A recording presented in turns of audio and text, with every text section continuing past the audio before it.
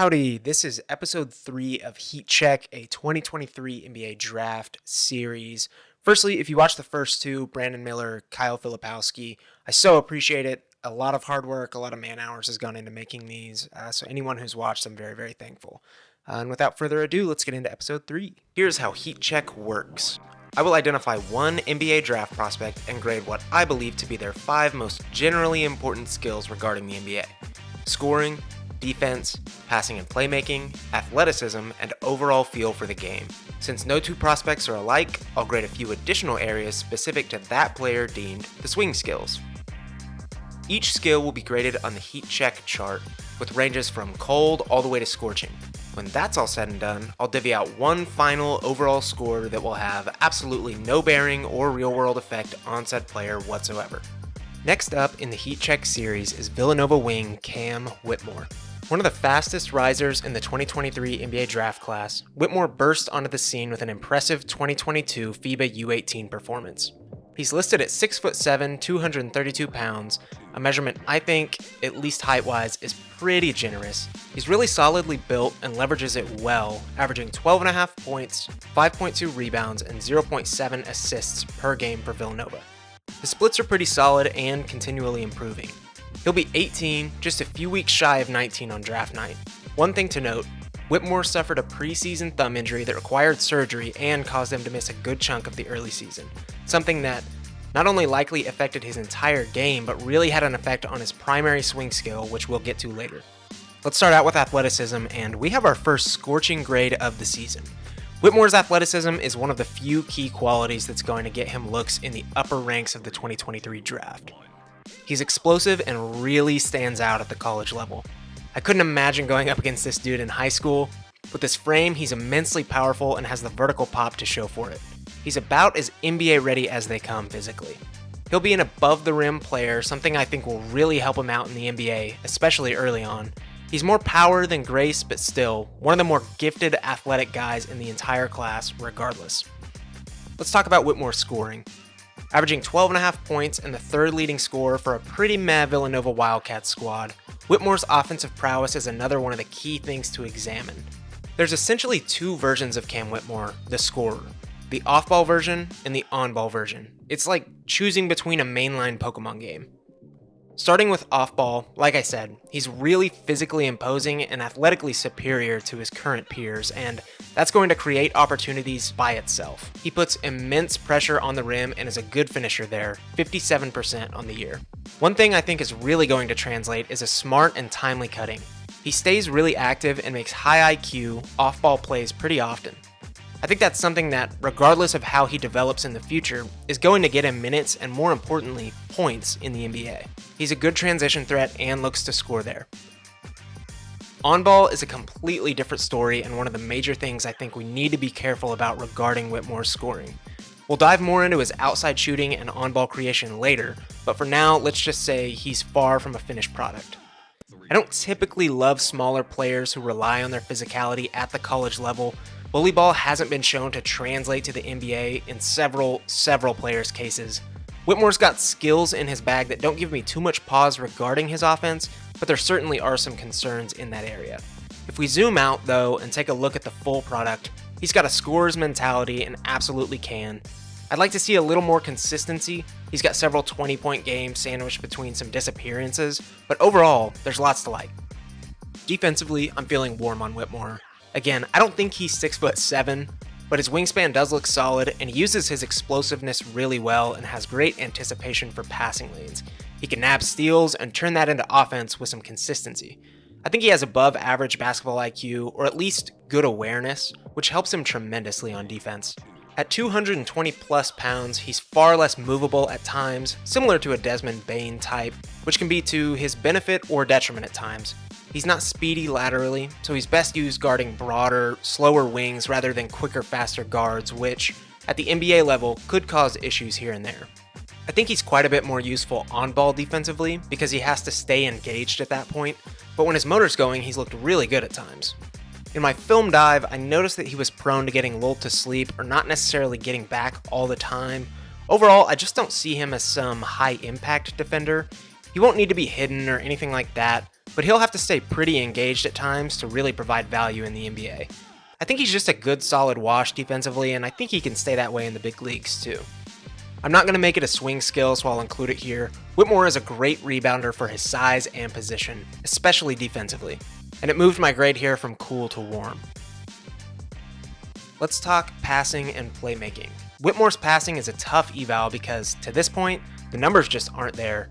He's averaging less than 1 assist per game at Villanova, and based on a few other key attributes, height, handle, awareness, etc., I have a hard time envisioning him as some heliocentric player with that premier, elite passing and playmaking ability. And I think putting him in a position where he's the number one scoring option, that would be especially apparent. Even in FIBA, where he averaged 19 points per game and had the ball a decent amount, he still had a 1-to-1 assist-to-turnover ratio at 1.7 per game.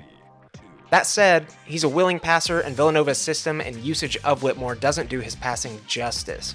He showed plenty of passing wherewithal in high school, and I think there's certainly something there. I think he's fairly good at keeping the ball moving within an offense, and I don't think he's a ball stopper by any means, but there's times here and there where he decisively takes it himself. For now, I don't think it's a skill for him that is necessarily special, but there's room for improvement certainly. Overall feel for the game. Whitmore's unquantifiable feel for the game is average to good, I would say. He's not the most reactive player you'll ever see, but like I said earlier, he has pretty good situational awareness and makes smart plays a majority of the time. He's just kind of a right play, right time guy, and honestly, that'll get you some points in my book. He's got some innate dribble moves, and he's had some really high feel flashes, one of the big reasons so many draft experts think his ceiling is so high.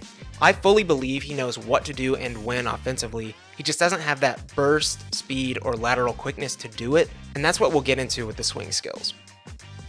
Swing skill number 1 is his shooting, and I'm feeling cool on it. Probably Whitmore's biggest swing skill and concern heading into his college season was his shooting. He's never been a great three-point shooter, and at times it's been a big limitation due to his slower, more power-driven play style. In order to become a high-octane, 3-level scorer, he really needs that outside shot. Here's the good news. He's already shown progression on that end. He was a project shooter coming into the season, and at 37% on 4 attempts beyond the arc this year, I'd argue that's already a huge win. In his first 8 games, he shot 27% on under 4 attempts. Not great. In his last 7, he shot 46% on 5 attempts per game. Very, very good. And remember, preseason thumb surgery. And while I do think some regression will have him back down to around the 35% mark by the end of the college season, he's already proved there's some workability here. He's shooting 71% from the free throw line. Not a ton of volume there and not a perfect number, but that's fine too.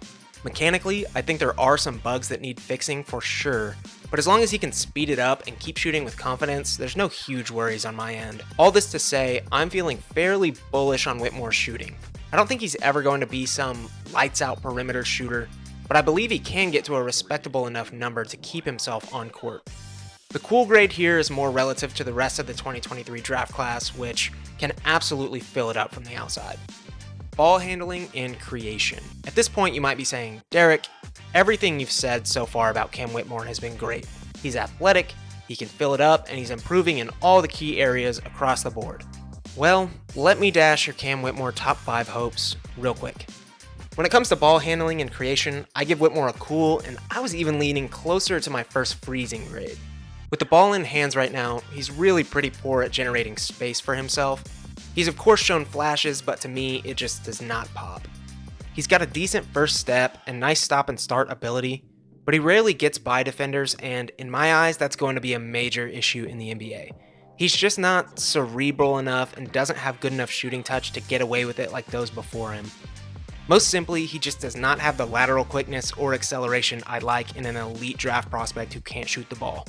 He's more of a straight line dragster than a graceful Formula 1 car. Beating defenders off the dribble could be a tall task for him in the NBA. His handle needs to tighten up too, but that's something much more fixable and concrete to me. He's got some go-to dribble moves and eventually is going to have a pretty gnarly step back in his arsenal, but it all just feels a bit moot without real blow-by potential. Without a decent on-ball overhaul, I have a hard time seeing him as a legitimate, full-time creator in the NBA. More so, an opportunistic, overwhelming athlete who can knock down shots here and there and will eventually take advantage of mismatches.